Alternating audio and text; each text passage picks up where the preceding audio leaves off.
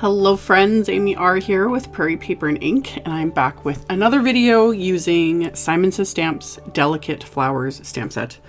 My last video used it, and then of course my mind went to, ooh, how would this look in black and gold and white? Because y'all know I am obsessed. So that's what I did. I pulled out only one of the flower images and one of the leaf images from the set, and I stamped them onto black cardstock with clear embossing ink. And then I am heat embossing these images with Simon's Detail Gold embossing powder. And ended up filling the center area with the leaves again, because I was like, can never have enough, you know, they're perfect for tucking in behind the flowers, etc. So stamped them, coated everything with embossing powder, melted it with my heat tool, stamped some more, etc. And then I also, since I had the vellum sitting out from the last card, decided to heat emboss more of the leaves onto the vellum, because anything on vellum looks gorgeous, but in heat embossing everything just looks even more gorgeous. Like, I really liked how the white heat embossing looked with the leaves in the last card, but then with this I was like, oh, the gold is pretty. So I stamped it several times and then coated it with the embossing powder. Vellum, everyone, all card makers should have vellum in their stash. I have been using vellum for like since the beginning, so 15 plus years.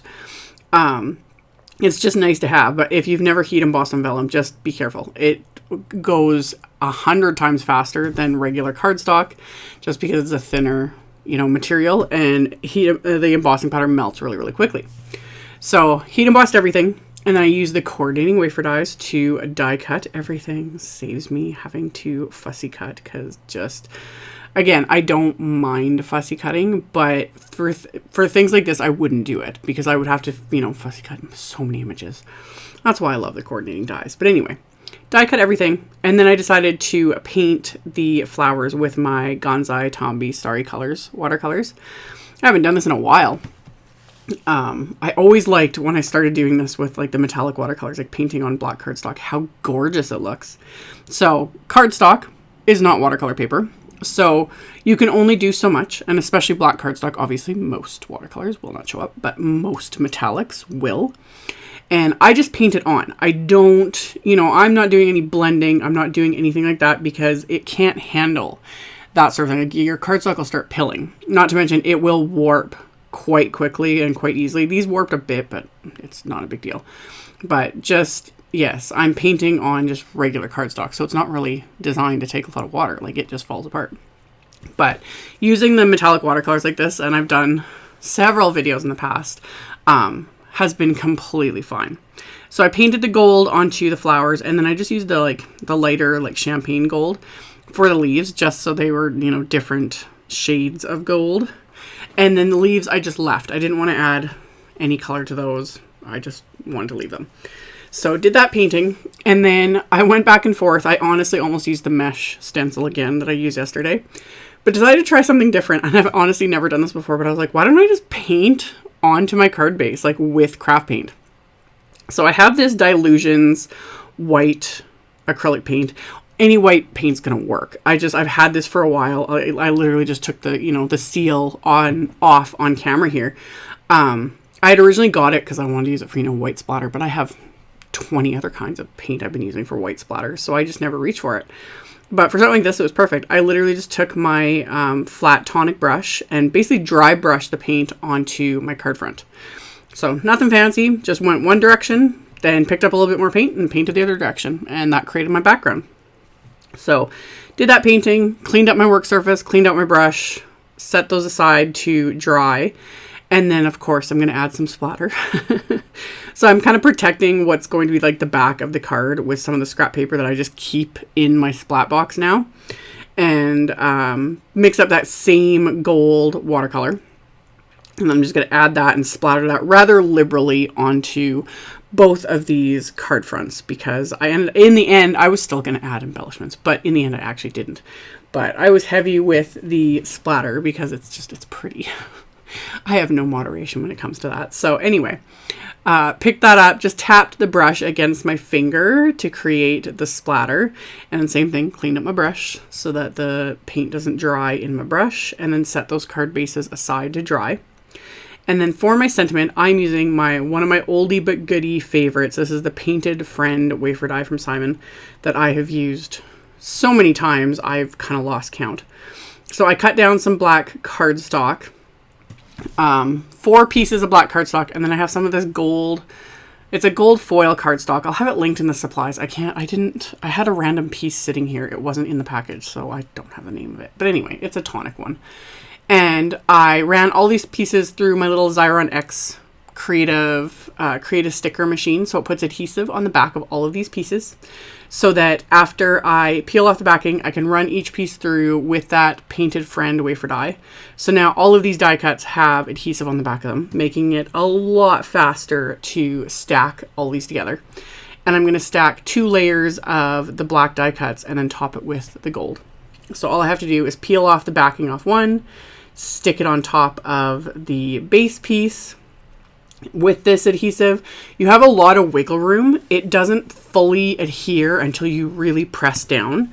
So I can, move things around, fiddle, all that kind of stuff. And I don't feel like I'm in a rush, like sometimes when you're racing the clock before the adhesive dries, which with some adhesives, they dry almost instantly and anywho.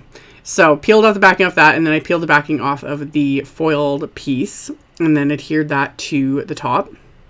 And same thing, just kind of start center and then work my way. With die cuts like this, it's really easy. Sometimes I really like this adhesive though for the more finicky fine line words and stuff that take a little more effort to line up.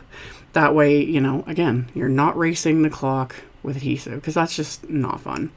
So stacked all of that, and then stacked I call it the dot. Yeah, I can't say the word tittle with a straight face, even though you guys can't see my face. I know. I learned that from Laura Basson in one of her videos, because her commentary just cracks me up. But yeah, she always points out like, this is the tittle. Anyway, that's what I mean. I can't not. We're all 12-year-olds at heart. Anyway, stamp the sentiment on the inside of the card. Again, the sentiment's from that Delicate Flower set, and I stamped that with the clear embossing ink. And then I'm going to heat emboss the sentiment with that gold embossing powder, just to have it stand out a little bit more. And then the flower and leaves, I'm going to stamp with the Delicata Golden Glitz ink, which is just another staple everyone should have with their card making arsenal, because it's just a beautiful ink. That and the refill, always. This one you definitely need the refill with, because I've refilled mine on many, many occasions, but I also use it a lot.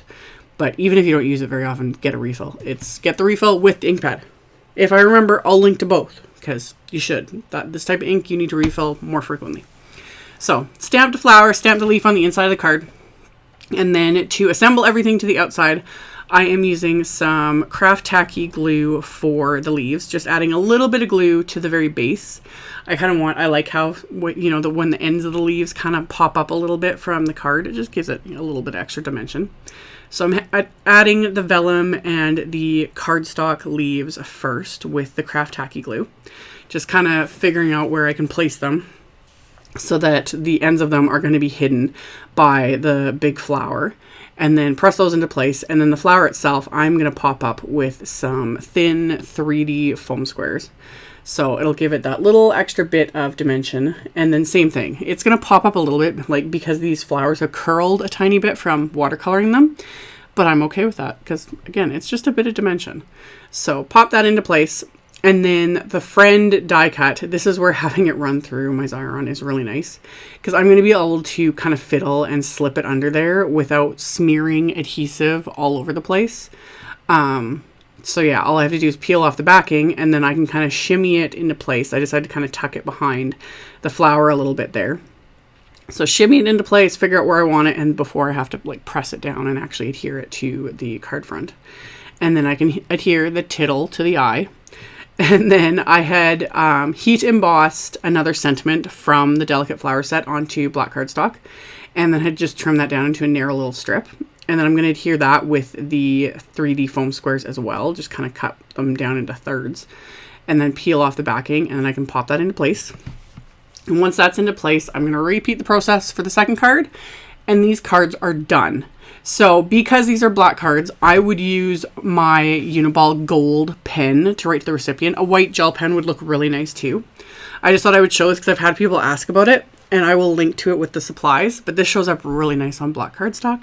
So this is what normally I would reach for, either this or the white gel pen. So I will have links to everything, as always, in the description box below the video, as well as on my blog, so you can check that out if you are interested. Thank you all so much for watching, and I will see you all very soon in the next video. Bye!